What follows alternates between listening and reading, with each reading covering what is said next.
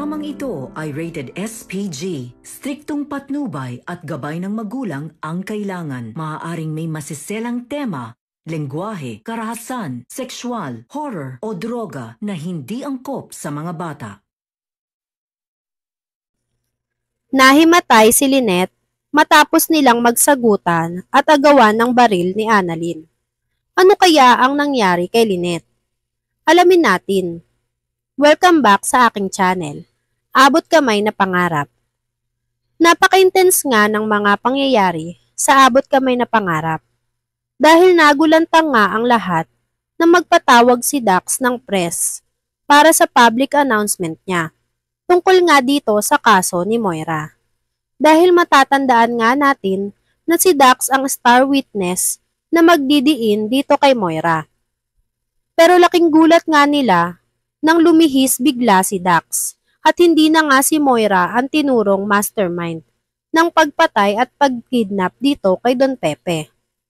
Pagkasabi nga ni Dax na hindi si Moira ang tunay na mastermind, ay gulat na gulat ang mga nurse sa sinabi nitong si Dax. Lalong-lalo na nga din itong si Doc Ray. Kaya naman, napasabi na nga lang si Doc Ray na patay na, naloko na. Bumaliktad na nga itong si Dax. At sinabi niya nga ito kay Zoe. Sinabi niya kay Zoe na mukhang maaabswelto na ang mami mo. Sinabi naman ni Zoe dahil katabi niya nga lang daw itong si Doc Ray habang nanonood kay Dax ay nagchichismisan na nga ang mga nurse dahil kahit sila nga ay hindi makapaniwala sa statement ni Dax na hindi si Moira ang mastermind. Kaya naman, biglang napatingin si Zoe sa lahat at nagsabi sa lahat na sabi ko sa inyo, hindi si Mami ang mastermind at wala kaming kinalaman sa pagkidnap kay Lolo Pepe at pagkamatay nito. Sabay walkout nitong si Zoe. Pero sinundan naman siya ni Justin at hinarap siya nito. At tinanong kung may kinalaman daw ba si Zoe kung bakit nag-iba bigla ang statement ni Dax. At sigurado nga daw si Justin na pinilit at pinakiusapan ni Zoe si Dax na huwag tumistigo alang-alang sa pag-ibig niya dito. At para magkaroon na nga daw ng chance itong si Dax. At si Zoe daw ang nag-impluwensya kay Dax para baguhin ang statement nito. Pero nagalit lang itong si Zoe kay Justin. Dahil sa lagi na lang daw siyang pinag-iinitan nitong si Justin. At paano nga daw gagawin ni Zoe ang bintang ni Justin?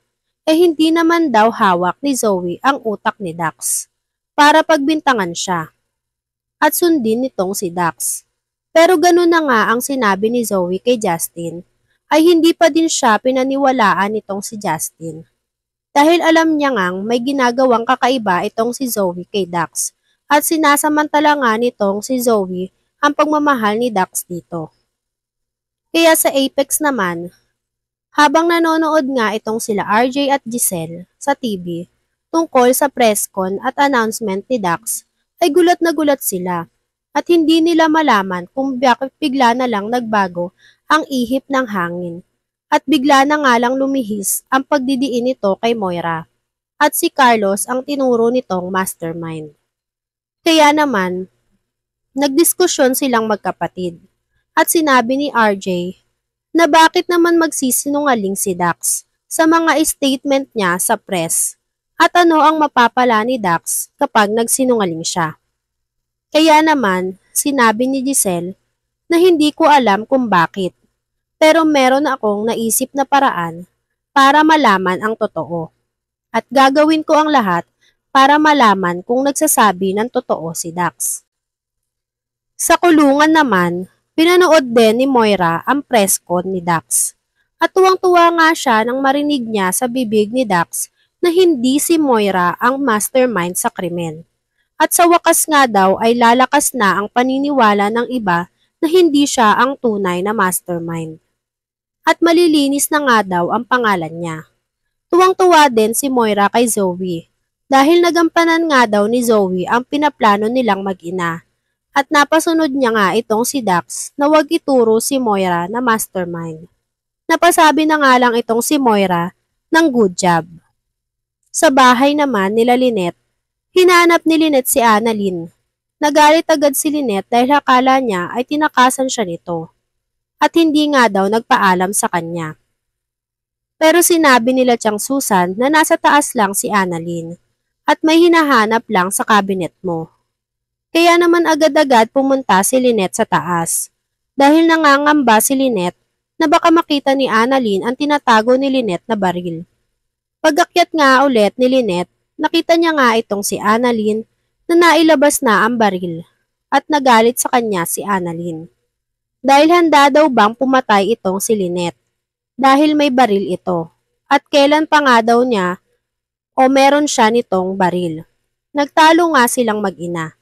Sinabi ni Lynette na ikaw ang pinaka-importante sa akin, anak. Mawala na ang lahat, wag lang ikaw. Kaya naman, agad-agad kinuha ulit ni Lynette ang baril kay Annalyn. Nagagawan silang dalawa, hanggang sa makaramdam ng hilo itong si Lynette. Nataranta si Annalyn dahil bigla na lang ang bumagsak si Lynette at nahimatay. Ano kaya ang nangyari dito kay Lynette? At bakit bigla na nga lang siyang nahimatay? Buntis na kaya itong si Lynette kay Carlos? At ano kaya ang magiging hakbang ni Giselle? Para malaman nga kung totoo nga ang mga sinasabi nitong si Dax sa media. At bakit nga biglaan na lamang nagpatawag itong si Dax ng press con. At ano kaya ang magiging reaksyon ni Carlos kapag nalaman nga niyang idinidiin siya nitong si Dax sa kasong hindi naman nga siya ang gumawa. At nasaan na kaya naglalagi itong si Carlos? At bakit bigla na nga lang siyang hindi nagmamanman kila Lynette, Annalyn at RJ? Ano kaya ang malaking pasabog ni Carlos laban dito sa mag-ina? Yan nga ang mga kaganapan at mga dapat nating abangan sa abot kamay na pangarap. Kung gusto nyo pa ng mga gantong klaseng video, ay mag-subscribe at i-like itong video na to. Maraming salamat po. I got you!